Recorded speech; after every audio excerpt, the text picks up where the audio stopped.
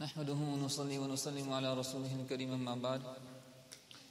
We begin with the praise of Allah subhanahu wa ta'ala, the King of all kings, the Master of all masters.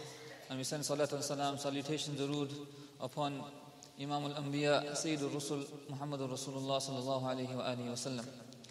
Alhamdulillah, through the grace and fadl of Allah subhanahu wa ta'ala, we are starting this initiative of monthly reflections. And the objective behind this is simple: to connect the creation with the Creator.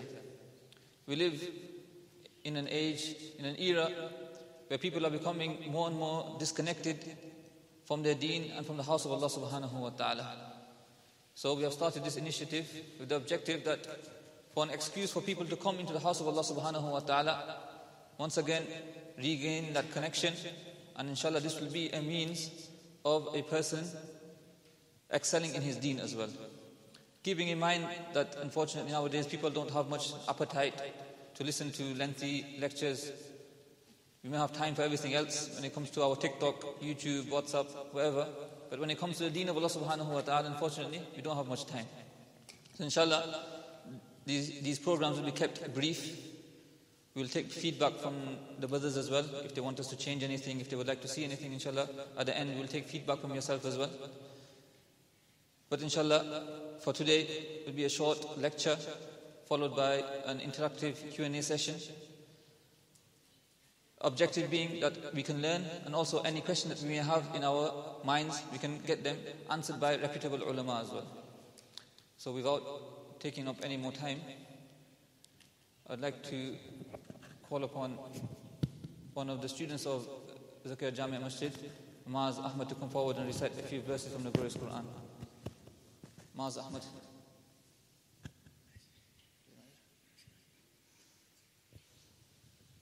I think he's got mixed up with the namaz time. I think, inshallah, it might be better for us because, alhamdulillah, we have Mawlana Jamil right at the front. Inshallah, I'll ask Mawlana Jamil to come forward and recite a few verses from the glorious Quran.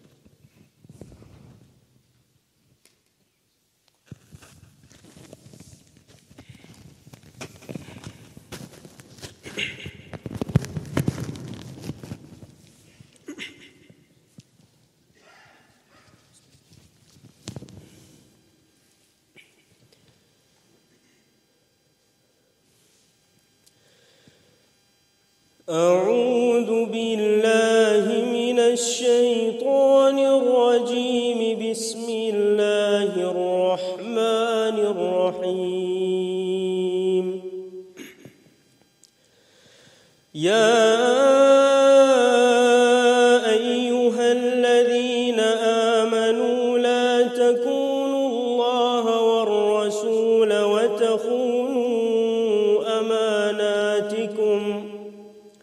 وتخونوا أماناتكم وأنتم تعلمون وأنفقوا مما رزقناكم من قبل أن يأتي يوم لا بيع فيه ولا خلة ولا شفاعة والكافرون هم الظالمون الله لا إله إلا هو الحي القيوم لا تأخذه سنة ولا نوم له ما في السماوات وما في الأرض من ذا الذي يشفع عنده إلا بإذنه يعلم ما بين أيديهم وما خلفهم ولا يحيطون بشيء من علمه إلا بما شاء وسع كرسيه السماوات والأرض ولا يؤوده حفظهما وهو العلي العظيم صدق الله العظيم.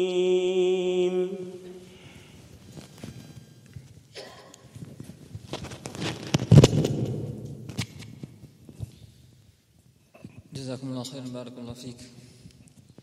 We pray that Allah subhanahu wa ta'ala grants us all a true connection with the glorious Quran. May He grant us the ability to recite the Quran in a manner which pleases Him, with tajweed and with such dard and feeling from the heart. Alhamdulillah, in our masjid, we have a weekly tafsir of the Quran. Maulana just happened to recite Ayatul Kursi. We're currently going through the tafsir of Ayatul Kursi. We also have tajweed classes which takes place on Tuesdays. Those of the brothers who have seen the Slido link, there's a poll there, there's a questionnaire that the different activities which take place in the masjid, if anyone participates in any of the programs or you don't, you can just fill in that. It's a simple click, which ones do you take part in. Inshallah, this gives us some sort of feedback. Well, alhamdulillah, on a daily basis, on a weekly basis, we have programs that take place in the house of Allah subhanahu wa ta'ala. We request the brothers that please try to participate. If you're unaware, then you can ask for details, and inshallah, we have kept all of these things for the betterment of the community, so please try to take part as much as you can. Inshallah, to carry on with today's program, I next call upon Brother Junaid Japti to enlighten the gathering with some nasheeds.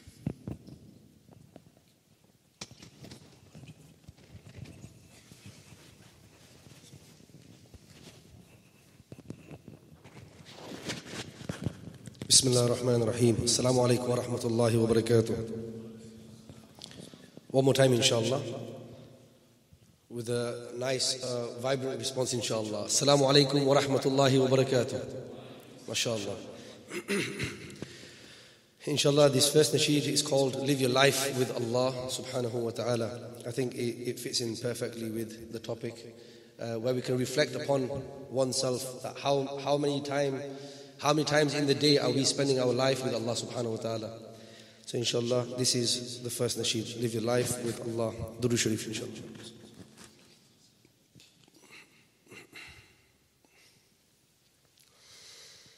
لتعيش حياة مع الله فلتكن من عباد الله هل لا تريد رضوان الله اذكروا الله ذكرا كثيرا لتعيش حياة مع الله فلتكن من عباد الله هل لا تريد رضوان الله اذكروا الله ذكرا كثيرا لا إله إلا الله محمد رسول الله عليه صلاة الله عليه بركات الله لا إله إلا الله محمد رسول الله عليه صلاة الله عليه بركات الله. Do you live your life with Allah? Read the Quran and connect with Allah. Follow the sunnah of Rasulullah. Remember Allah through dhikr and dua. Do you live your life with Allah? Read the Quran and connect with Allah. Follow the sunnah of Rasulullah. Remember Allah through dhikr and dua. Follow the commandments of Allah. Spend on the ummah, attain taqwa. Pour out your heart whilst in sajda. Taste the sweetness of salah. Morning and evening read daily adhkar. For any illnesses perform ruqyah. You find peace turning only to Allah. Indeed I am near wherever you are. لتعيش حياة مع الله فلتكن من عباد الله هلا تريد رضوان الله اذكروا الله ذكرا كثيرا لتعيش حياة مع الله فلتكن من عباد الله هلا تريد رضوان الله اذكروا الله ذكرا كثيرا لا إله إلا الله محمد رسول الله عليه صلاة الله عليه بركات الله. Together inshallah in one loud voice, repeat after me inshallah. لا إله إلا الله محمد رسول الله عليه صلاة الله عليه بركات الله. لا إله إلا الله محمد رسول الله عليه صلاة الله عليه بركات الله. Do you live your life with Allah? Read the Quran and connect with Allah. Follow the sunnah of Rasulullah. Remember Allah through dhikr and dua. Do you live your life with Allah? Read the Quran and connect with Allah. Follow the sunnah of Rasulullah. Remember Allah through dhikr and dua. Let's start afresh now insha'Allah. Repent sincerely, do istighfar. One of his many names is Al-Ghaffar. Don't lose hope in the mercy of Allah. If you haven't lived your life with Allah, send salawat and praise Allah. You'll be with whom you love in Jannah. Breathe every breath, live your life with Allah. If you haven't lived your life with Allah, send salawat and praise Allah. You'll be with whom you love in Jannah. Breathe every breath, live your life with Allah. Breathe every breath,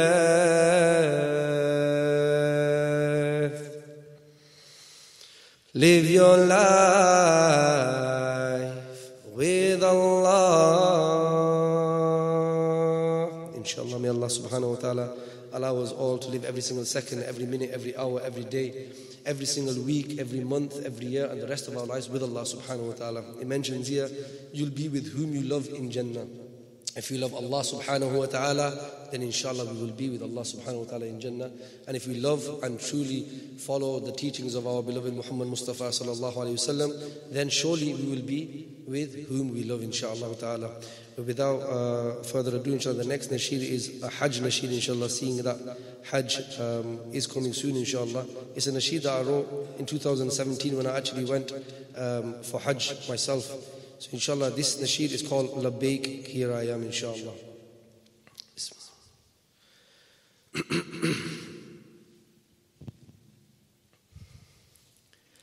لبيك اللهم لبيك لبيك لا شريك لك لبيك إن الحمد والنعمة لك والملك لا شريك لك لبيك اللهم لبيك لبيك لا شريك لك لبيك إن الحمد والنعمة لك والملك لا شريك لك.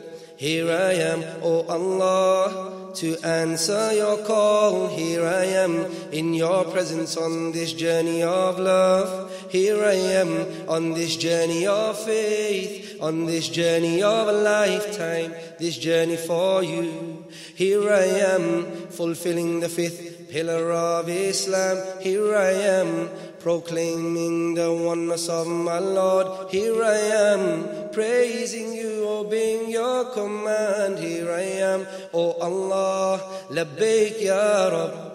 لبيك اللهم لبيك لبيك لا شريك لك لبيك إن الحمد والنعمة لك والملك لا شريك لك لبيك اللهم لبيك لبيك لا شريك لك لبيك إن الحمد والنعمة لك والملك لا شريك لك. Here I am, invited to the house of Allah in Ihram, performing tawaf round the Kaaba. Here I am, prostrating then drinking Zamzam. Here I am, supplicating at the Multazam. Here I am, reenacting the walk of Hajra, step by step, back and forth from Safa to Marwa. Trim my hair, shave my head in obedience to you. Here I am, oh Allah, labbaik ya Rabb.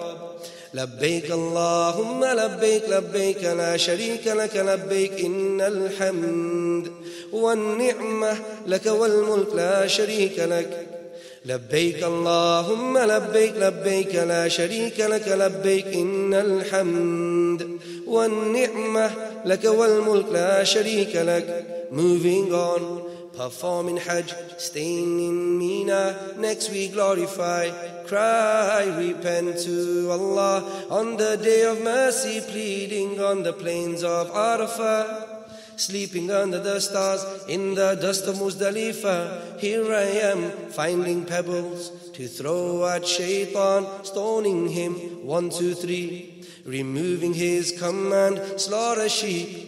In memory of Ibrahim, shave my head and ihram and leave for Makkah. Here I am Allah, here I am in Makkah. Here I am Allah, here I am. فتوى في زيارة يا الله حجا مبرورا سعيا مشكورا ذنبا مغفورا تجارة لن تبور حجا مبرورا سعيا مشكورا ذنبا مغفورا تجارة لن تبور. لبيك وسعديك إله الحق لبيك لبيك وسعديك إله الحق لبيك لبيك وسعديك إله الحق لبيك لبيك وسعديك إله الحق لبيك لبيك. May Allah subhanahu wa ta'ala allow us all to inshallah ta'ala fulfill the 5th pillar of Islam, which is going to Hajj. Just a very humble reminder for myself and all of us. Many of us, we prioritize going to holidays and going to Dubai and going to different places, and then unfortunately we find ourselves not going to the pilgrimage. But if you have the money there, then inshallah ta'ala, please do make that intention and that irada, inshallah. It will definitely be the best journey of your life, inshallah. Assalamu alaikum wa rahmatullah. Jazakumullah khairan. May Allah subhanahu wa ta'ala grant us the ability to act upon those beautiful words. Without wasting any more time, inshallah, I now call upon our guest of honor today, Maulana Osman Qazi Hafizahullah ta'ala. Maulana is not in need of any introduction. I request Maulana to come forward and enlighten us with the words of wisdom.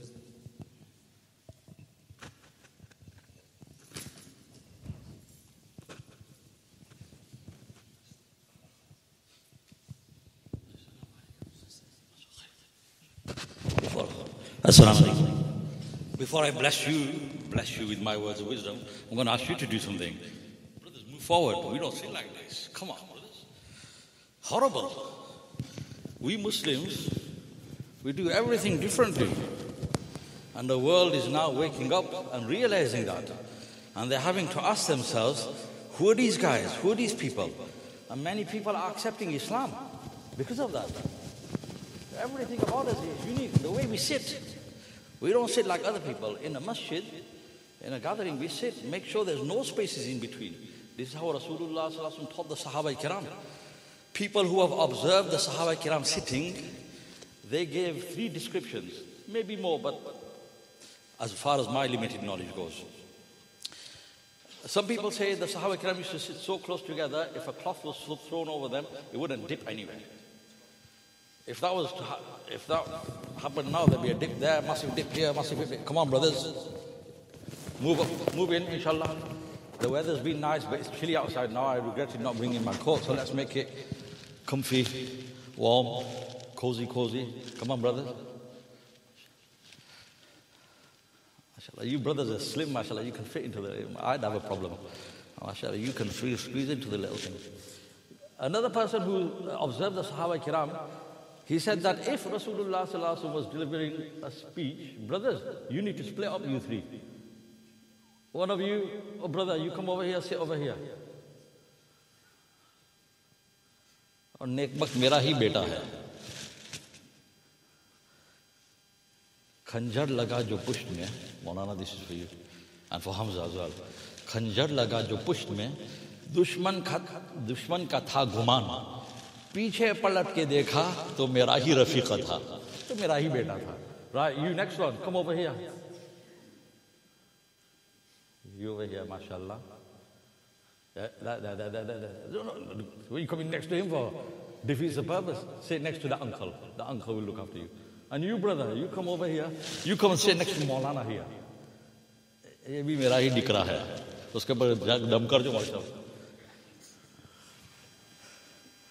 So somebody else who observed the Sahaba Kiram, they said they sat so close together that if Rasulullah Sallallahu Alaihi Wasallam was delivering a speech and the Sahaba Kiram was sitting under a tree and a leaf fell from the tree, the leaf would not land on the ground. Imagine. And someone else said the Sahaba Kiram sat so close together and so motionless that birds would come and perch on them. So this is the way we sit. We don't look at the non-Muslims, and non-Muslims are sitting around and, slouching around and talking on their phones and stuff. We don't do stuff like that. We're different. We roll differently. Anyway, Jazakumullah, first of all, to Hazrat Maulana Luqman Sahib for inviting me to speak at this event. It's an honor and a privilege. But also, on many occasions, and on this occasion as well, when I am invited to speak, and I come, and then I see the ulama-i-kiram, Hazrat Maulana Ilyas Sahib, Mufti Aswar Sahib, Maulana Luqman Sahib, and other ulama whose names I don't know, but from the nur on their faces I can tell that they are ulama-i-kiram amongst us. So in their presence, when I am asked to speak, it's like baffling for me. Why do you invite me? So then the way that I reconcile this in my mind is by a statement that Hazrat Maulana Ashraf Ali Thanvi Rahmatullahi once made. Brother who's got the phone out, please put your phone away. Against the adab of the gathering, brother. We don't do stuff like that. Hazrat Maulana Ashraf Ali Thanvi Rahmatullahi, as you all know, was Hakimul Ummad. He was a Faruqun Nasal, a direct descendant of Hazrat Umar radiyallahu ta'ala anhu. And you must know of his services to Deen. So once, let me tell you the story, the whole story. Once he was invited to deliver a speech. He was a much sought after speaker. And people would get very, very happy if he accepted an invitation and he attended. So the people of a particular town, they invited him and he accepted. So the unfortunate thing is this world is a place of trials and tribulation.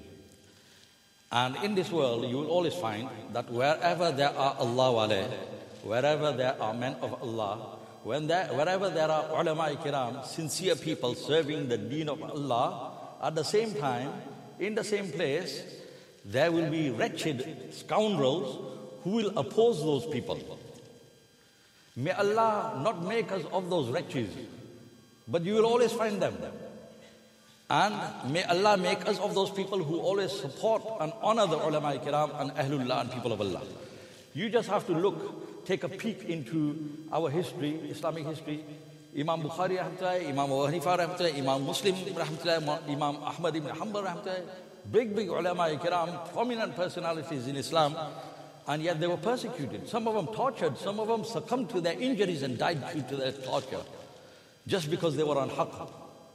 Imam Bukhari was chased out of town. He died outside his city. So this happens. So Hazrat Maulana Hakimul Ummad, Maulana Ashraf Ali Thanvi is invited. People love him, people invite him, he accepts, they're dead happy.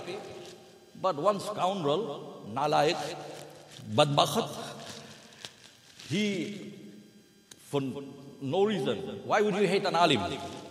Why would you? The question has to be asked, why would a person hate an alim who is doing the right thing? Simply because he's got evil inside him. So this person, he wrote a letter to Maulana Ashraf Ali Thanvi, and he said that, I hear that the people of my town have invited you to come to our town. How dare you accept the invitation?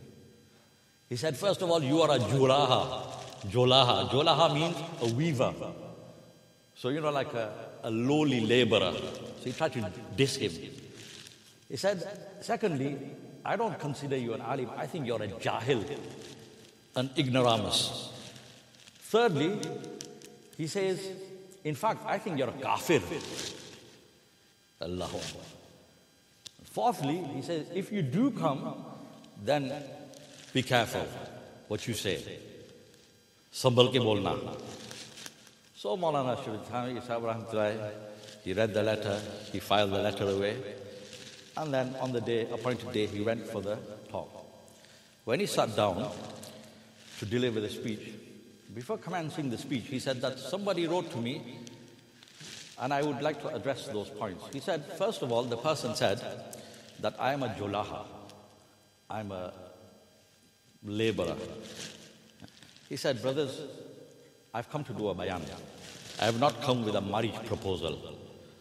Occupation, profession is seen when you're going to give your daughter to somebody. Yes? He said, I've not come for that reason. I've not come to marry a girl here. So it's no concern of yours. Don't worry yourself what my occupation is. Main shaadi karne to aaya nahi. By the by, I'm going to go off a bit to tell you a joke. This couple, they were dating, which is haram. And they decided to get married. Back in the days, brothers, Brother Umar Farooq and others who are as young as me will attest to this. If there was a love marriage, if a couple did hanky-panky and they decided to get married, everyone would say, Astaghfirullah. Yes? It's wrong. It's wrong in our Sharia. But look how the decline comes now. Just recently, somebody was telling me, oh, she got fixed up to this guy. I said, oh, right, okay, that's a bit unusual. I said, love marriage. Oh, I said, don't say that. You can't say that. I said, why not? It's a love marriage. No, Masa. And you know what they said then? You know what people say now? You hear it in the houses. Sisters, if you're listening, you utter these words. I hear them all the time. We say now, not we, not me. A lot of people, a lot of Muslims say now what English people used to say back in the days. You know when we were at Haywood, back in the days, when an English boy, girl were going out, you know the teachers, they would say, it's so cute, puppy love, Now apnes are saying the same thing. Oh, Masab, it's so cute. Astaghfirullah, it's haram. Now Masab, they just met. Well, they must have done more than met if they're willing to walk down the aisle with each other. It's Masab, it's so cute. No, it's not, it's haram. And I will say it's haram till the end of my days. And if you are saying it's acceptable, if you're saying, chalo kaini, okay, and you're telling your sons and daughters, go out there, save me the hassle, find your own, right? And if you're promoting this, then you are going to die, I'm going to die as well. And the world is going to continue. And these evils are going to continue and flourish until living in sin will become acceptable amongst Muslims. And all the sin will be on your head. In the qabr, you'll be getting godals, you'll be getting knocked out. You don't even get the pleasure of all that. Other people are getting the pleasure, you're getting hammered for it. So I said, don't be so naive. Anyway, so this boy and girl, they were like. So then the girl, she's adamant, she wants to marry this guy. This is a joke, by the way, yeah? I've moved on from the serious story I was telling you. That's my problem. So she goes to her dad. So dad goes, no ways. Listen, because the mom and dad, they were professionals, middle class, brought her up in luxury and everything. So dad says, no ways. But she kept on insisting. So the dad goes, in the end, he gave in. He said, okay, just call him. Let me and your mom talk to him. So the guy came, all dressed up and on his best behavior, trying to hide the tattoos and all that sort of stuff. So the dad took him into a room and started asking him. He said, so okay, son, what do you hope to do in life? He said, I don't know. God will provide for me though. I said, have you got a job? He said, no, but I'm working towards it and God will provide for me. I said, have you got any studies? He said, yeah, I'm studying right now and hopefully I'll get a degree one day and God will provide for me. He said, listen, if you're going to get married to my daughter, how are you going to support her? She's been brought up. We've given her the best. He said, oh, I'll find something and God will provide for us. How are you going to buy a wedding ring? How much money have you got? He said, I've got £100 saved up and God will provide for me. So what about if you have children? God will provide for me. So the old man obviously is dead, disgusted. Eventually sends him away. So when he meets his wife, the mother of the daughter, she says, so what do you think? So the dad goes, he got no plans, he's got no job, he's got no degree, he's got no money, and apparently he thinks I'm God. Apparently he thinks I'm God. Meaning, I'm going to provide everything. Anyway, going back to the serious thing, yeah? So Maulana Shaykh said, accusation number one, I'm a julaha, it doesn't concern you. I've not come to with a marriage proposal anyway. He said, the second thing that the person said was that I am a kafir. He said, that's not true. I'm a Muslim, alhamdulillah. And if you still doubt it, then here, listen to this. Ashhadu an la ilaha illallah wa ashhadu anna Muhammadan abduhu wa rasuluhu, I've become a Muslim. Now you can listen to me. He said, the third thing is, the person said that I am a jahil. He said, that is an allegation and that's liable. That's not true. I am not a jahil. I am ajhalul jahilin. I'm the biggest ignoramus. I'm not just ignorant, I'm the most ignorant person in the world. Imagine an alim who had penned over 1,000 books in his lifetime, in Arabic, in Urdu, in Persian, and whose service to deen is never ending, and he's produced countless scholars and countless men of Allah. He is saying about himself, I am ajhalul jahilin, I'm ignorant. Allahu Akbar. This is a quality that we people need to bring inside ourselves. Today, brothers, forgive me for saying this. You know, I went to one country, third world country, proper rundown. I came back and people hate going to Jamaat there. But I went because there's like, you know, infrastructure's bad and there's like stagnant water, mosquitoes and very hot and everything. When I came back, everyone, usually when people come back from there, they say, oh, don't go there, and never go in there again. When the people ask me, I said, it's the best country I've ever been to. He said, how? I said, listen, a country is not made up by the buildings and all that. I said, a country is made by the people. These people are the nicest people I've ever met collectively as a population. I never saw two people fighting or arguing. They're so down to earth. Anyone will talk to you. And then I said to him, it reminds me of what our community was back in the days, in the 80s, when we were growing up. People were just like so loving and giving. House doors were always open. You know, in Ramadan, the streets were alive with the smell of samosas and bhajiyas. Let's take Howcroft Street, for example. You got one side houses, the other side. After Asr, if you went in that street, you looked up, Maybach Street, Howcroft Street, View Street, all these streets. You know what you'd see? You'd see a kid come out of the house, of one house with a plate in his hand, with a tissue over it. I don't know what the tissue was for. He always flew away. And he'd cross the street and he'd go into a house. And another kid would come out of a house and zigzag, zigzag, zigzag, zigzag. That's all that would go on between Asr and Maghrib. And the kid that's gone into that house, the khala would say, oh, Tobiya, Tobiya. I have to give this plate back. And she'd fill it up, she'd put a tissue on. There'd be tissues flying everywhere. And then, do you see that now? Brother doesn't send to his brother's house. Isn't it? Purses were small, hearts were big. Houses were small. Yes? You know, now you go to somebody's inviting you for a wedding, yeah? You're going to London. So I'm saying to my wife, I can't be bothered. She knows we have to go. So the London house, they've got a big house. So I say to my wife, because I'm looking at the hotels, forget that. So I'm thinking, why don't we just stay at their house? Khabardar, don't even mention it. How dare you? I said, why not? They've got spare beds. No, you can't do that. Yes? Humiliation. And you and I know, back in the days when it was a wedding, yes, somebody recently sent a picture. I talk about it in the bayans all the time. And in the backyard with the chapru, yeah, and big digs that you used to get from Zakaria Masjid, rent them, yes, and then the chacha used to come with lungi, put a lungi around it, yeah, and there would always be an auntie as well, and he'd be smoking his Benson and Hedges and smoking away all night, and they've got the light bulbs, and everyone's having a nice time, and the house itself, 2 up, 2 down, it's packed, 20 odd people, yeah, people sleeping in the passages, in one room, 20 odd people. That's how it was, isn't it, brothers? That's how it was. Yes, houses small, hearts were big. People were humble. So I said about the people of that country, I said, it reminded me of people in England. You know why? Because those people are poor, so they're humble. We, unfortunately, now because the money comes, it changes a person. And so it's changed us. Arrogance, pride, yeah? Who are you? What are you looking at? You can't say anything to anyone.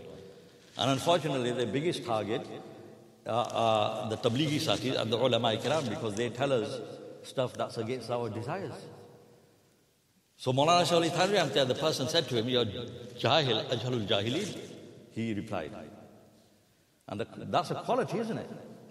Like somebody said that, a tree that doesn't have fruits, go and look in Bobby Hayward Park, the branches just keep reaching up to the heavens straight. But a fruit tree, a tree that's bearing fruit, the more fruits it has, the more its boughs bow down. In the same way, the more qualities a person has, the more humble he will be. Ibn Umar radiyallahu ta'ala, the son of Umar radiyallahu ta'ala, of whom Maulana Shahli Thanvi is a descendant. He was one, it said about him, Ibn Umar radiyallahu, he would never go into a gathering in which he knew that people would stand up for him. He said, it creates pride in my heart. Somebody once gave him an exquisite cloth to wear. He returned it. He said, I can't wear this. Why? Because it creates arrogance in me. We look at our houses now, look at our dastakhan, our cars, all this. It's not haram to utilize that, alhamdulillah, these are ni'mats, but we have to check ourselves. That have I started walking, talking differently since I moved into my big house with the big lawn? Since I started driving my nice car, when I was driving my Ford, what's our car called? S-Max, then I was humble. Since I got my Porsche, I have become posh.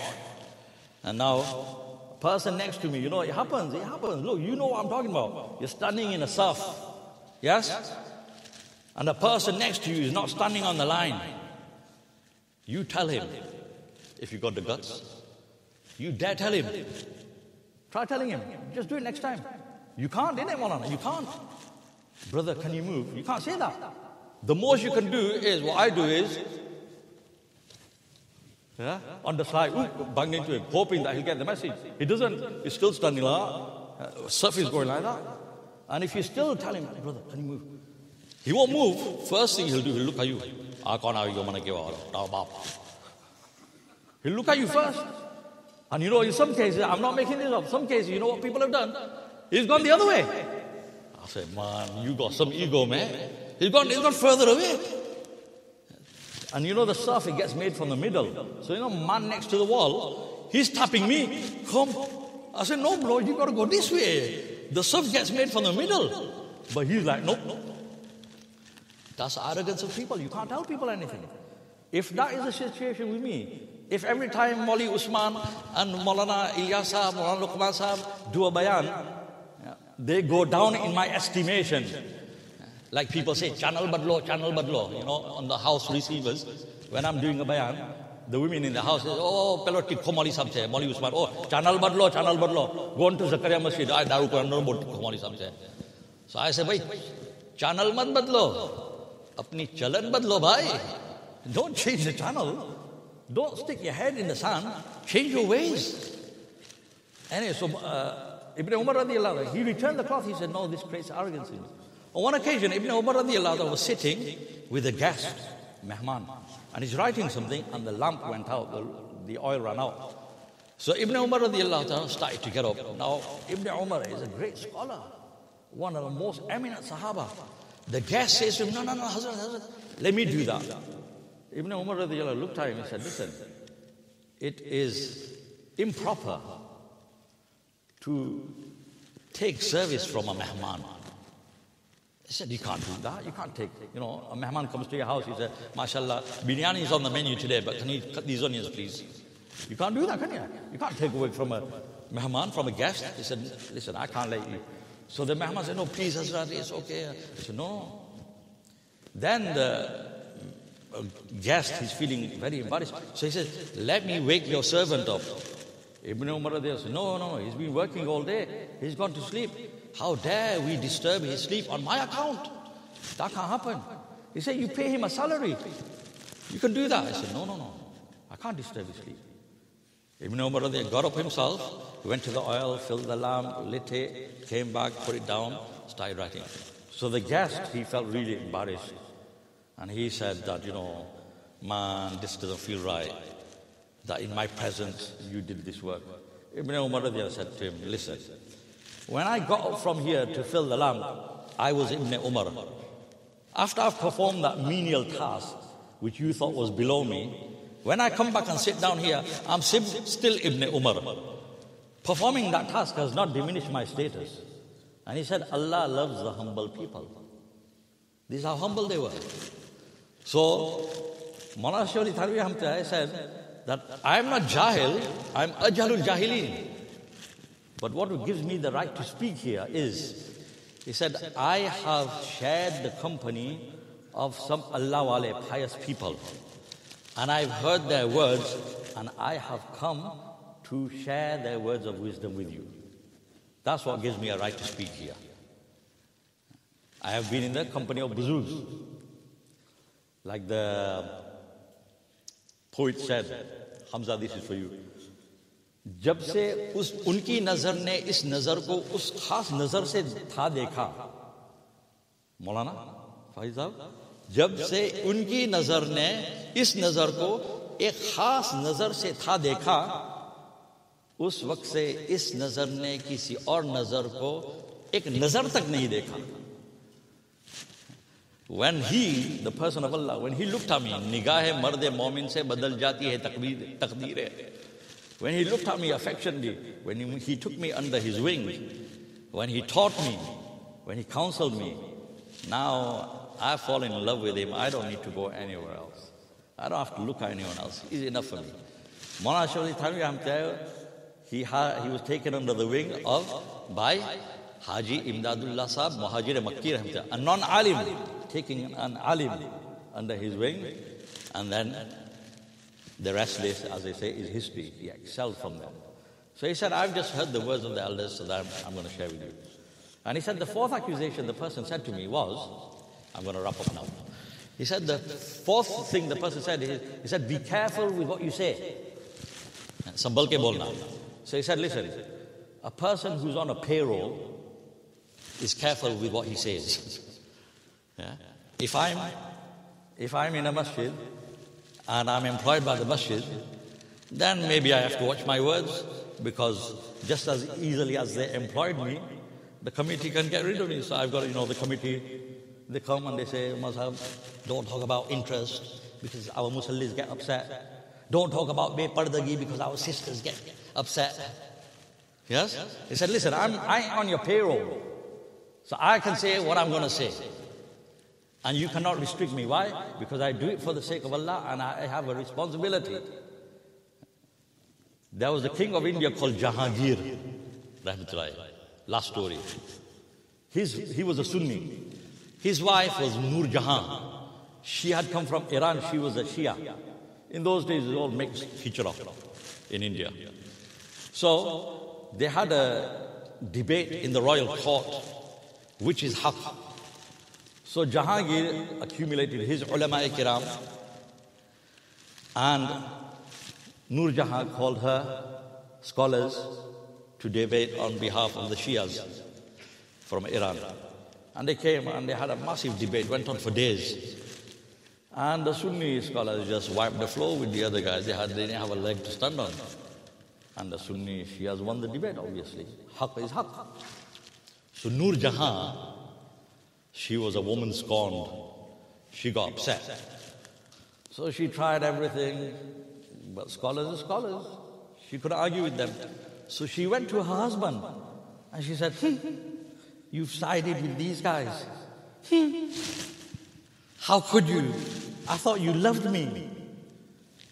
He said to her, Begum Sahiba, बेशक हमको आपसे मोहब्बत है, लेकिन जब हमारी मोहब्बत हुई, हमने आपको दिल दिया था, हमने आपको अपना ईमान नहीं दिया. Yeah, I love you, sweetheart. I love you to the moon and back. But I've given you my heart. I've not given you my iman. There's no compromise on that. So then Maulana Shah Ali Thanwi commenced the speech. Anyway, why did I tell you that story?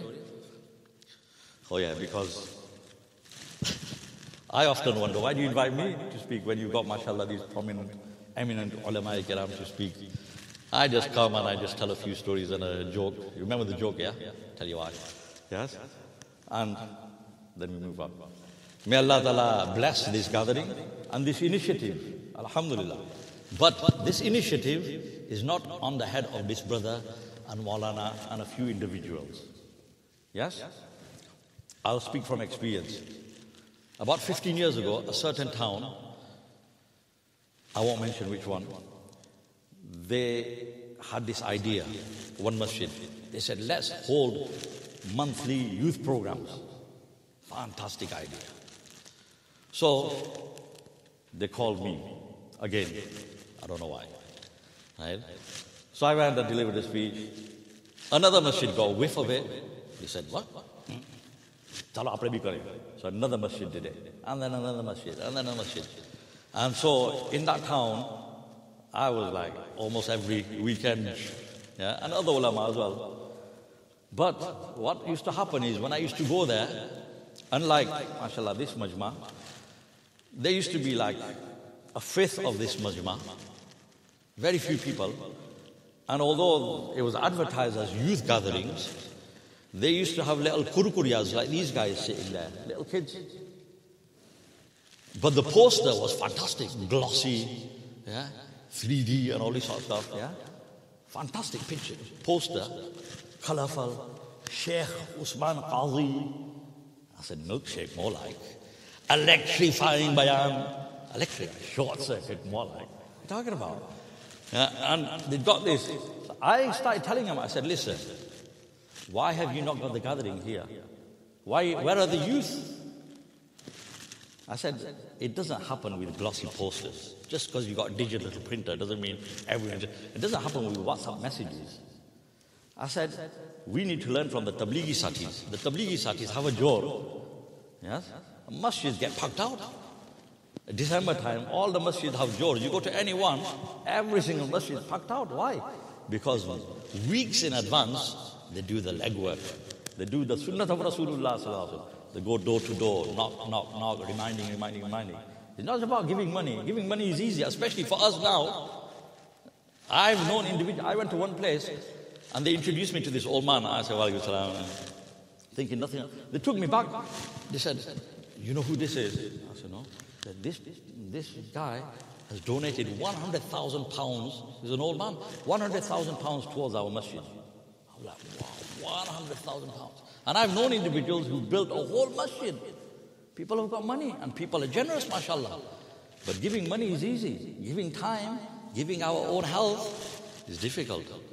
But that is what will make it successful, this initiative. So all you brothers sitting here, mashallah, and you sisters listening at home, you are part of this. If you want this to continue. Otherwise, what happened there, I've seen in so many places. It starts with a bang, and then it fizzles out like a broken down car. After a few months, they run out of energy and enthusiasm. Yeah? And they're feeding people. You know, one Maulana, he said, Agar khane pe logo ko joroge, to khane hi pe aayenge. If you're joining everyone, come together, come, there's going to be pizzas and burgers, then people will come. But you cut off the pizzas and burgers, people stop coming. But if you join people for Allah, Allah is always here, and people will always be here. That's the basis, fundamental of tabligh. You don't get any laddus, any jalebis, any pat on the back, any money. Just come for the sake of Allah. Do your own gush, spend your own money when you go out in the path of Allah. But come for the sake of Allah. If we are coming for Allah, we will always be here. Allah will always bring us. But if we think the glossy poster, yes, and the events, and let's do archery in the masjid. La ilaha illallah. Yeah? Let's bring the sisters as well. Yeah? Let's do party, let's have cakes and all this. I've been to countries where they've done all this. And you walk into the masjids, it seems like you're in Bolton Market than a masjid, Jamaat Khana.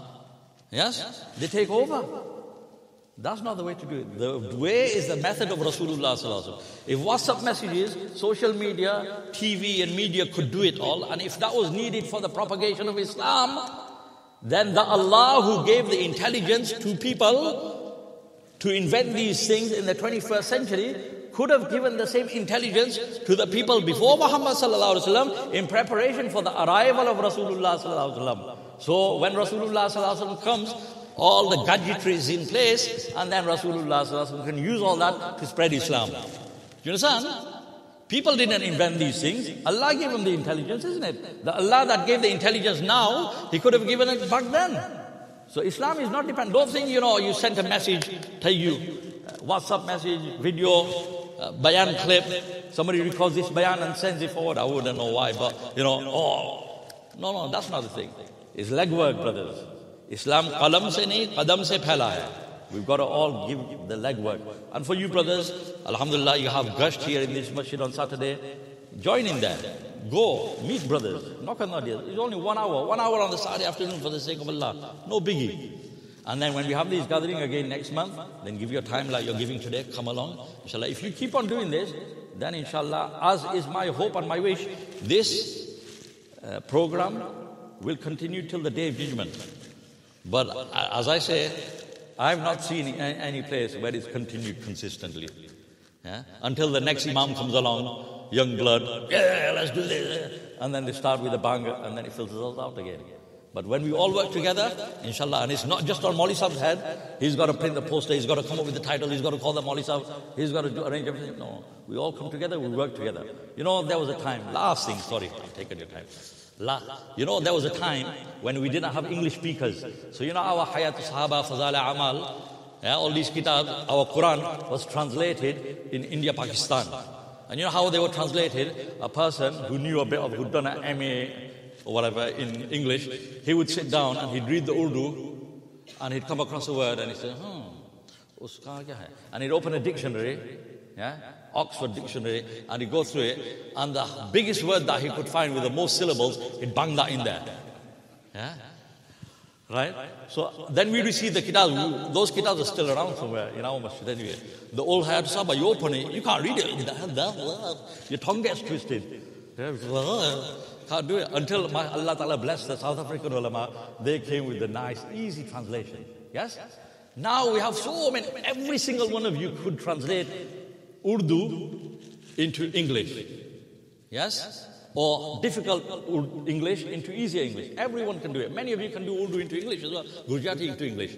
And yet the ulama kiram are still screaming out for translators. You know that? Allah Ta'ala has given you something. Don't say, I've got nothing to offer Islam. You've got so much to offer. Yes? But the ulama are screaming out. There are so many periodicals, Riyadul Jannah and all these others, Mufti Saifullah's Mu'min, these monthly magazines that come out, yes? They are screaming out for articles. Somebody write an article. The ulama kiram, they are having to do everything. Why can't you write an article? You've heard a bayan, you've taken some points from there, you've heard a story, pen it down, write it down. Yeah, if your English isn't that good, now you've got grammar, what's it called, Grammarly, whatever. You got all that, spell check. We didn't even have all that. We just had Haywood School. Yes? Write it out and then send it to them. And don't ask for how much are you going to pay me. By lillah, for the sake of Allah. There's so much that we could do as communities. And people are sitting back and sometimes I go to a place and I've got to do a bayan. They say, Masab, do the bayan in Urdu. I sit down, I say, are you sure there's English speakers here? Oh, Masab, we'll do a translation for them. So I sit down, I said, brothers who don't understand Urdu, collect over there, please. Right, brother, who's going to translate? There's so many people who can translate. Nobody steps up. No, you do it. No, you do it. I'm like, come on, man. Become part of Team Allah. We're going to meet Allah soon. Not much time left. We've got an opportunity. Think, what can I do? Go to your ulama kiram and ask them, Maulvi Sahib, is there something I could do? One guy, I told him this, and he went to a Maulvi Sahib, and the Maulvi Sahib goes, you know, funny you should say that. 25 years ago, when I was in madrasa, I wrote this pamphlet in Urdu. Yes? It's very simple, and my ustad really liked it and said, you should get it printed. I've never had the chance to think it. Can you just typeset it and stuff? The guy did it, and he got all the sawab, and it became very acceptable amongst people. So Allah Ta'ala grant me and all of us tawfiq. I don't know where I started, I don't know when I'm ending. Forgive me. And make dua, inshallah. Jazakumullah khairan. May Allah subhanahu wa ta'ala grant us the ability to act upon Maulana's advices. I'm just a bit conscious of the time. But before we move forward, as Maulana mentioned, there's different ways people can participate. So, and this is also a form of sadaqah as well. So those brothers who are able to volunteer for these types of programs, whatever field it may be. Some people may be good at social media, how we can promote, how video making, video editing, poster designing. Some brothers may be able to come, on the day, if you can help serve food. We need brothers to collect food. There's many different jobs and different tasks people can do. Those brothers who are able to, they are requested, please try to take out some time, whatever time you can give, half an hour, 1 hour. We won't ask for much. You tell us what you can do and how much time you can give. Inshallah, we can allocate tasks accordingly. So whoever would like to, you can talk to myself, talk to Maz Bhai, Irfan Bhai, and inshallah, we can take you up on this initiative as well. And moving forward, inshallah. Designing, creating posters, social media, anything that you're good at, please let us know. Inshallah, we can take you on board. Inshallah, moving forward, inshallah, moving on to the Q&A session. Alhamdulillah, we've had a good uptake. Many questions have come through the Slido, the website. We wanted to keep this open. Even right now, people can ask questions, but I don't think we'll have time to go through. But inshallah, I'll call upon Mufti Asma Akram Hafidhullah Ta'ala to come forward and start going through the questions. We'll go through whatever we can today. If not, inshallah, we can carry on to another session.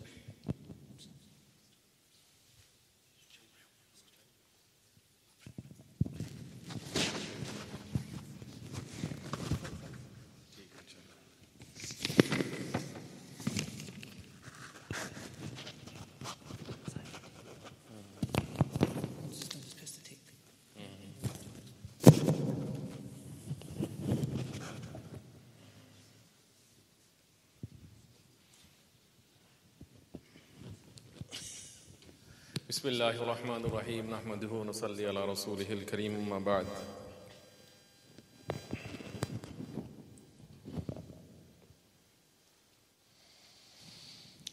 لا إله إلا الله Allah Pak reward Maulana Usman Sahib. He's made my life easier. We've got around about 20-25 minutes. Okay. Can you see? You guys are good readers, yeah?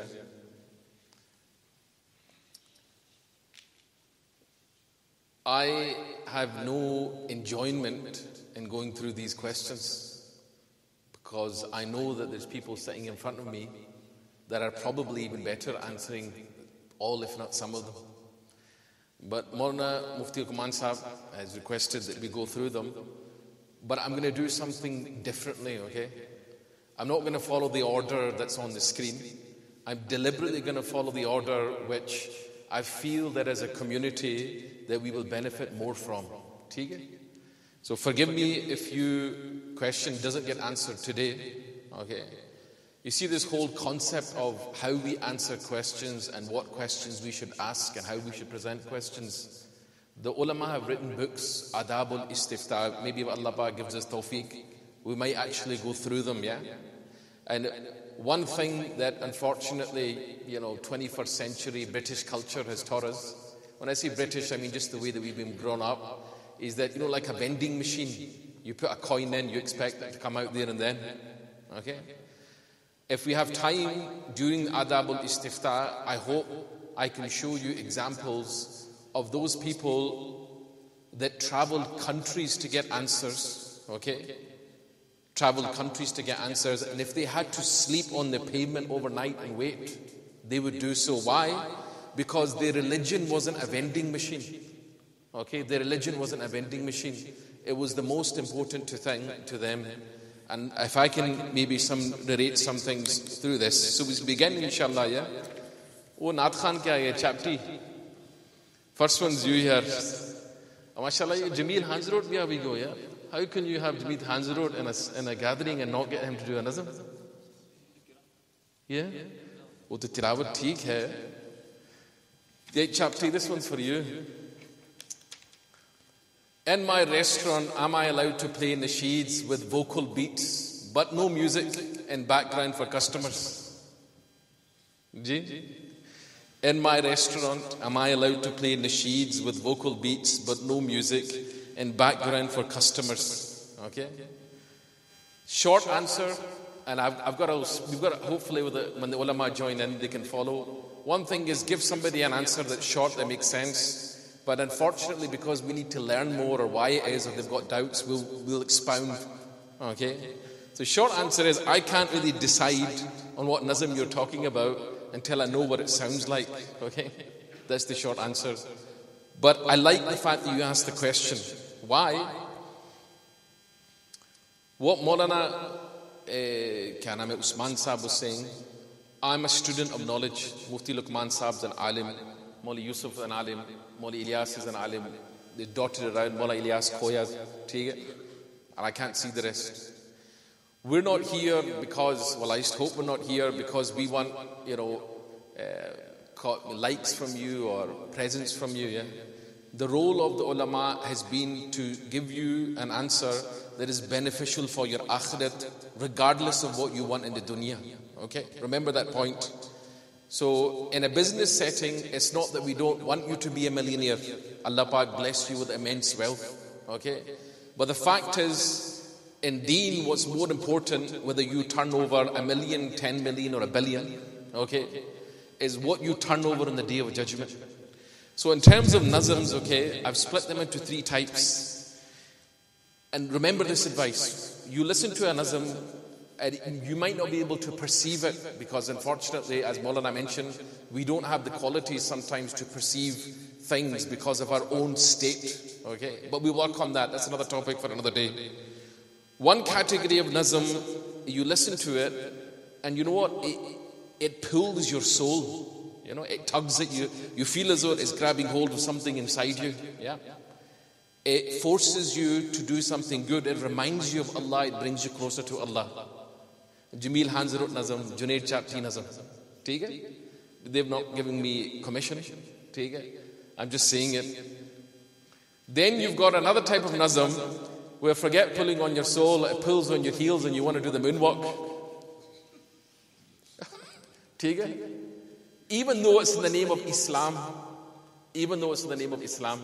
Okay? Now look guys, you don't need to be a rocket scientist to sometimes figure out the difference between the two. Okay? See, the fact that you don't like it, we don't care whether you don't. When I say we, Islam doesn't care what you like. Islam cares what you're going to like for you on the Day of Judgment. So these, try and differentiate with the two. But then nowadays, because, everybody, if they can't get something that's, 100% what they want, they'll try to get close. So you've got those nazms, QB Jameel Sahib, they sit on the edge. You're not too sure whether they're there or there. And unfortunately, sometimes you can't decide. Okay, so they don't have, categorical musical beats, but there is something going on in the background. So, hopefully that's that answer. We actually wanted somebody to respond to that, but the problem is you've all put anonymous. Okay. In future, inshallah, yeah, please, if you want to share your name, but it means you get a chance to stand up and say, Maulana, that's not what I meant, or Maulana, Jazakallah, that's fine. Okay? Ella, you're going to do the next one after I've done the next one, yeah? The meat one. Make sure you're ready. Mufti Luqman Sahib, there's about, you pick one. Ek le lo yaar. Pad lo, don't worry, I'll be on the mic. I'm sure you can take one. Just so these guys don't get misguided. Okay. Right, we've dealt with the nazms, yeah? Okay, let's deal with this one. The first question, Allah Pak give this person the word when the message went out. Mufti Luqman Sahib's barakat, I think one of the first questions, I think, with people that come first, I think they do deserve the fact that Allah Pak blessed them to take part in this work, okay? They asked the question, so I think they deserve to be acknowledged. Does fi sabilillah refer to Tablighi Jamaat? I recently learned it means fighting in Allah's path. Is used so frequently, people forget its true meaning, ? Okay?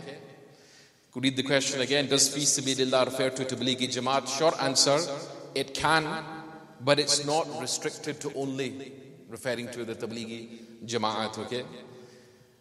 What do I mean by that? Let's explain. Look, the way we use words, the way we've grown up, okay, our words come from somewhere.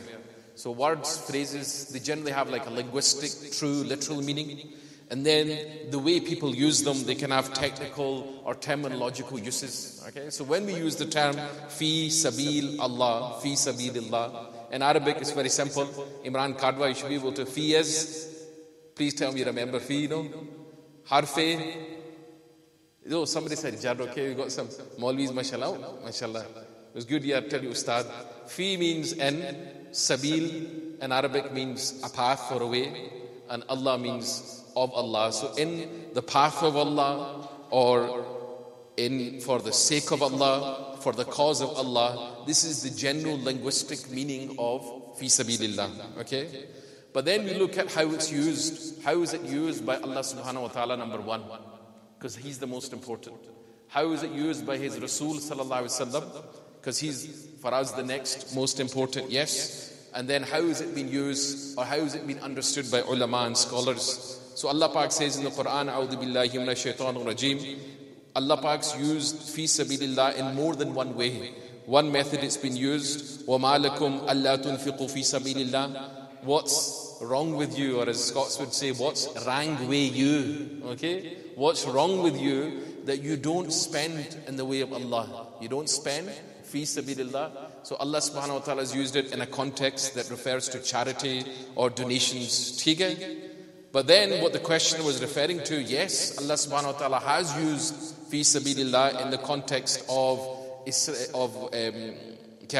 jihad, in the context of military warfare, okay, and the right context and the right framework. So Allah subhanahu wa ta'ala says, A'udhu billahi minash shaitanir rajim, وَقَاتِلُوا فِي سَبِيلِ اللَّهِ الَّذِينَ يُقَاتِلُونَكُم. Yes, so you fight in Allah's way for the sake of Allah with those that fight against you. Okay? So fi sabilillah there in the context of the Quran and the context of a hadith. Again, we could use many examples, but the famous one that's sometimes used in the books of Fadail and virtues, specifically with reference to Tabligh, La ghadwa fi sabilillah aw rawha khayrun min ad-dunya wa ma fiha, aw kama qala alayhi salatu wassalam, that one, when you leave one morning, one night, okay, that in fi sabilillah, in the way of Allah, for the sake of Allah, in the path of Allah, is better, khayrun min ad-dunya, than the whole world and everything that's in it. Okay? And everything that's in it. And how did the ulamas understood this? Ala Mullah Ali Qari rahimahullah, he says that when this hadith refers to leaving, what does it mean by fi sabilillah? He says, ay al-jihad, aw al-hajj, aw al-ilm, aw ghayruhuma min turuq ta'ati wal ibadah. That this could mean jihad, it could mean hajj, it could mean seeking knowledge in the path of Allah, or besides these, from all the methods of obedience to Allah subhanahu wa ta'ala and undergoing worship. Yes? And finally, Alama Ibn Hajar al-Asqalani rahimahullah, when he says that when fi sabilillah, the word fi sabilillah is not contextualized, when it's generalized, okay, in the itlaq, okay, it generally means referring to jihad and military warfare. So this term, when we say fi sabilillah, okay, we use it all the time. I've just given you a few examples, yeah. But inshallah, what we do is, not that I'm here to tell anybody off, yeah, but Maulana was making an announcement that if anybody wants to come forward and offer their services, yeah, Maulana, I'm going to put my twist on it. If you do absolutely nothing but just turn up once a month, okay, inshallah one day Allah Pak will bless you with much more. Don't give us your wealth, don't give us your time, don't even look at me, you don't need to look at me. But for your own benefit and for your akhirat, once a month, if you can just make that azm and commitment, yes. Moving on, Ji Maulana, your turn. Jaldi karni. Come on, bismillah. We don't know time, Nati. Yeah, we better give it to the Imam Sahib first. We've only got 10 minutes. We said jaldi karni. So the next question is about halal food. Ish.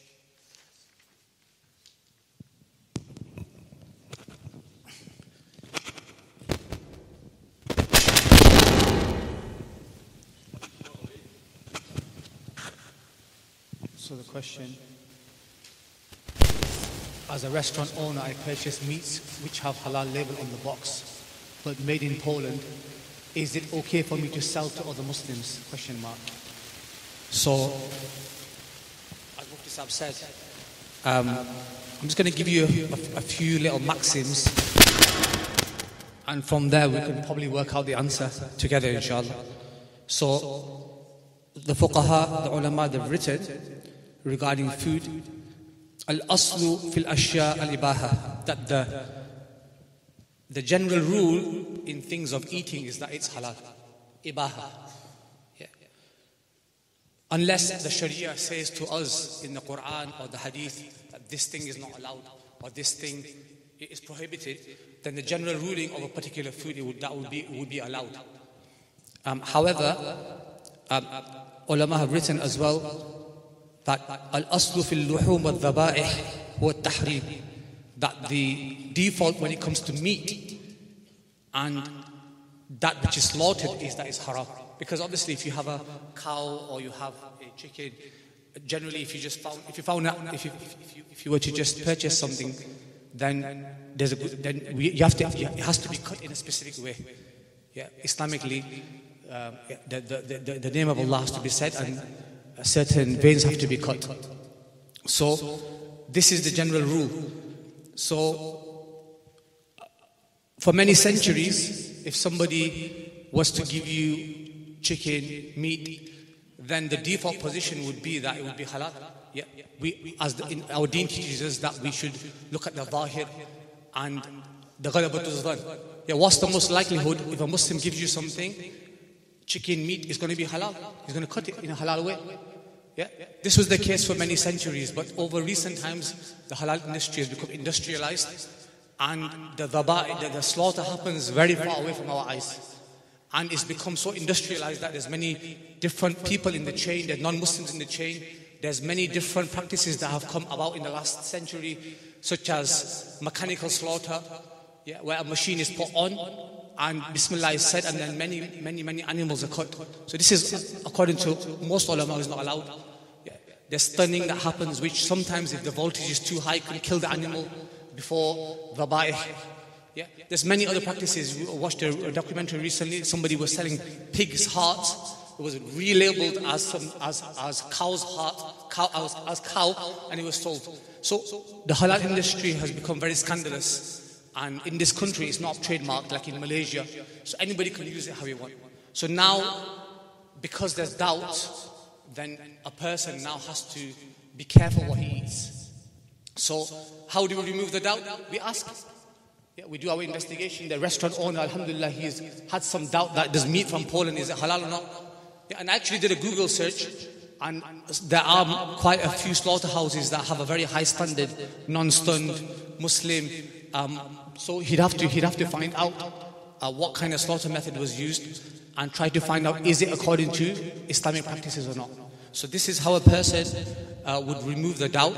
He'd have to find out and investigate. And remember as well, another thing that in our Islam teaches is that al-bayyina ala al-mudda'i, that the proof has to be brought by the person making a claim. So if the restaurant is making a claim that they're halal, if somebody asks the question, then they should be able to. The burden of proof is upon the one that's making a claim. So the restaurant should have the answers ready. So the person asking the question needs to find out if the particular piece of whatever his supplier is actually cutting meat according to Sharia and not mechanical slaughter or other practices that are deemed doubtful.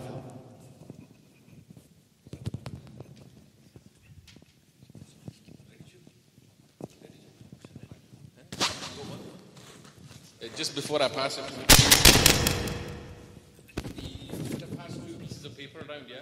Just a QR code, scan it, and I'll tell you what you're going to do with that afterwards. Take it. Just pass that behind you to Maulana Jamil sir. Mufti Lubwan. So Mufti Asmar Sahab and Maulana Ilyas Sahab, mashallah, they're going into lots of detail, inshallah, because of lack of time, inshallah, I'm just going to try to whiz through as many as I can. Inshallah, keep it brief. Anyone wants any further details, you can always ask in the future as well. So, it says, can you chat to girls on social media about normal stuff like religion, homework, family? So no. So even if it is through social media, this will still be regarded as interaction through with the opposite gender. So even if a person is not talking about, anything sexual, etc., even then, as per my understanding, it will still be impermissible. Is contraception allowed in Islam?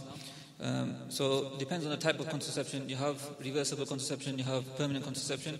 Permanent contraception is usually not allowed except in certain circumstances. Reversible contraception, just like condoms, etc., it is permissible as long as the person's intention is correct. If a person's intention is that, if I was to have a child, how will the child eat, how will it survive, then such a thinking is incorrect, and in such a situation to use even reversible contraception would be impermissible. If a person has a valid reason, he's not ready for a child, or he's just not feeling like it, he feels that he's had enough kids, then it is permissible. Can you pray the Quran in the toilet? No, you can't. What happens if the Imam farts? If the Imam breaks his wudu, then he'll pass someone forward, he'll put someone else forward to continue the salah. Is vaping haram? Is allowed if I'm trying to quit cigarettes? So vaping is something, a new phenomenon, and with many contemporary issues you'll find differing opinions.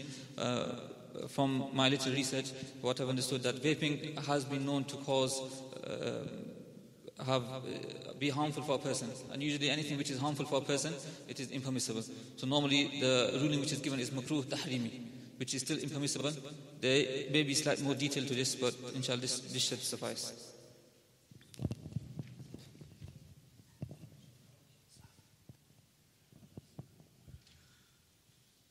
What happens if you have a sexual intercourse with a girl out of marriage? This is zina, which is haram. A person should just repent and make tawbah. Are you allowed to join salah when you're traveling, like Zuhr, Asr and Maghrib, Isha?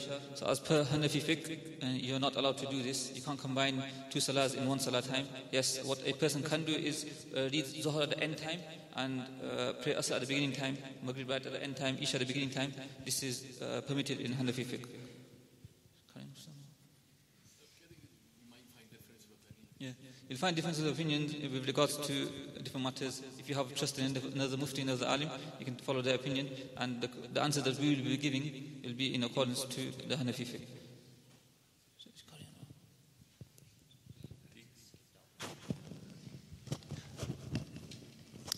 Yeah, okay, so I was hoping that they take up most of the time so I didn't have to do any more. Yep. Let's just deal with this one, because azan time will be pretty soon. Does the muaddin need wudu when giving the adhan? Does the muaddin need wudu? So the answer, short answer, it's preferred mustahab for the muaddin to have wudu. However, if for whatever reason he thought that Zakaria Masjid, they're going to chop him off the muaddin list if he doesn't give it on time, and he doesn't have time, and he goes and gives the adhan without wudu, then that's fine. You don't need to repeat the adhan. But the ulama mentioned that you shouldn't make a habit of it. Now, skittling through the questions, Mufti Luqman Sahib, he's the Imam Sahib, we have to respect his decision. I'm not a fan of that, because these questions never finish. But since we're on the topic of adhan and muaddin and adhan, okay, some issue that I've noticed in my local masjid, or somewhere near where I stay, is that, this giving the adhan, we need to encourage youngsters to show a little bit of enthusiasm, and the elders need to be a little bit more accommodating. Okay? I remember one of our ustads, as Mufti Shabir Sahib, he mentioned in Tayyiba Masjid 40-50 years ago, he was walking around praying his door, And one old Babaji who's probably in his grave, yes? He said, "Beta, do you know how to give the azan?" He goes, "No, I don't." He goes, "Come here." Little did he know this person would go on to become a big mufti, yeah? He goes, he taught me how to give the adhan. So that old man, even though he's not giving the adhan, is in his grave benefited from somebody else's adhan for 50, 60 years. Okay? Why am I mentioning this? Because adhan, okay, there are certain rules. If you sit with ulama, by the way, is it okay if I delay the adhan? Question, okay? Does it have to be given on time? Which conditions? Okay? How should I give the adhan? And I'll finish on this question. One Sati, he was doing i'tikaf for the first time in the masjid. There was a bit of miscommunication. He went to, and I'm telling you a Bolton story. He went to give the adhan, okay? And he goes to Mosab, he goes, the guy elbowed me out the way. The Muaddin Sahib elbowed me out the way. So why am I saying this? I'm saying this, maybe we can invite Naeem, mashallah, bahut acha training karta hai, to do adhan. It's something that we should have a passion for, yeah? You should go up and say, you know what? Give us a go, okay? Give us a go and then incorporate that so that inshallah, Zakaria Masjid and all the other masajid, they have mu'adhinun for the rest of the time. I think we've got time for maybe one more, okay? The question was, one of the sisters was asking that if I have a few hairs showing, okay, is my salah still done? If I have a few hairs showing, is my salah still done? So if it's that situation, the ulama write, short answer, that if a quarter of your head is uncovered, then if it's less than that, then your namaz will still be done. Obviously, she is, mashallah, from Zakaria Masjid's vicinity. She will be a pious Muslimah. So it's not something that anybody would do deliberately, okay? There is some other discussions about, you know, if it was more than a quarter, what would you do if it was before or after? But we don't have time to go in that.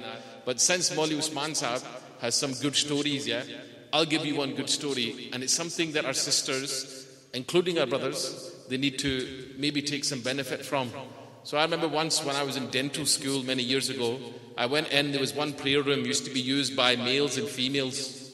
So at Zohar time, okay, the sisters would go on first, and all the guys, they would stand outside the door, and when they would all come out, there was, you know, an exhibition of sorts. Okay, what Maulana was mentioning. So I went in, I asked the people of the dental school, said, is it possible that we can get 2 prayer rooms? Yes. They said, no problem. They gave us one on level 10, and the other one that we had was on level 2. So alhamdulillah, I went in one day, and I said to the brothers and sisters, now I obviously put the sisters on level 10 because, you know, sisters deserve to be put on top of our heads, you know. They deserve to be raised. They deserve to be given, you know, maximum comfort, peace and quiet, yeah. But there's one sister, she's a dentist now, probably making lots of money, more than me. She came in enraged that how dare you send us to level 10 and you keep this room as level 2. So I was trying to explain to this Appa that, you know what, you know, sisters generally, the more privacy they have, the better. Yes, it's more rewarding, more ajr. And I kid you not, she put this dupatta in front of me, just out of protest, where you could see absolutely through everything, and she went, Allahu Akbar. Okay, started praying her Zohar Salah in front of me, at which point I left the room. Why am I raising this story here? Because it's related to the question, okay?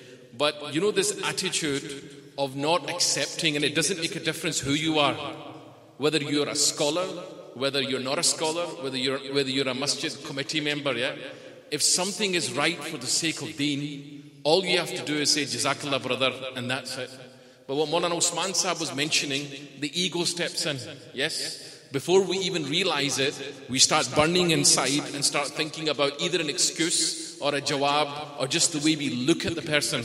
So this attitude, inshallah, for this halaqah going forward, and inshallah, if there are some things that come to light, whether it's these questions or whether you stand up to speak, which inshallah you'll have the opportunity, please don't take any offense. Hazrat Maulana Ashraf Ali Thanvi will finish there.